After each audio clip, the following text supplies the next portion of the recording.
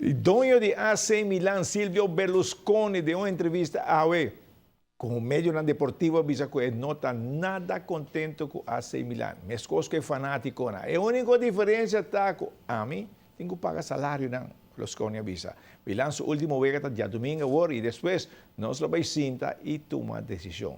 Se darf queda of etabay. E sportvereniging Mercurio está sigue con una tradición de un fútbol Tour de Sabra. Mercurius, um clube deportivo que começa solamente para membros holandês, pero pouco a pouco a cambia. E agora conta com o peruviano e outra nacionalidade como membro. A tradição de um futebol Tour de Sabra está continuando. Iedere zaterdag met Mercurius, elke zaterdag 1,5 uurtje voetballen. Vanaf 4:30 tot een uurtje of 6:30 zijn we hier. Daarna spelen we de derde helft. Dat doen we al 60 jaar. En we gaan er nog een 60 jaar mee door ook.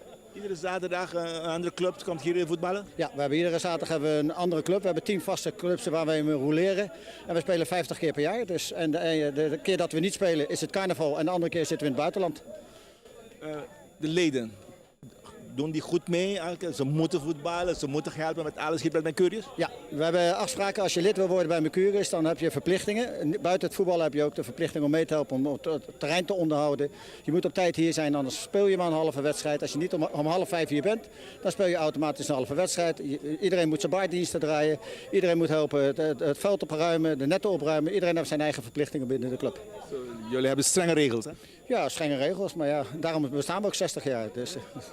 En dit jaar, altijd gaan jullie buiten naar Aruba om partijtjes spelen. Waar gaan jullie dit jaar? Het idee is dit jaar om naar Amerika te gaan, naar Boston. Op aanraden van Roma. Die zijn er ook geweest en dat schijnt heel goed geweest te zijn. En we gaan dus dit keer kijken in Amerika. Zo moeten alle leden meedoen, hè? Dus zoveel mogelijk. We kunnen niet dwingen, maar we gaan altijd met een man of 30 gaan we daar naartoe. Dus, en dan verplichte wedstrijd voetballen in Amerika. En dan een heel gezellig weekend hebben. Bedankt. Na sorprende Harold van Schijven gedaan in het moment op die entrevista. De party leuk toch, Harold? De party leuk. Sí.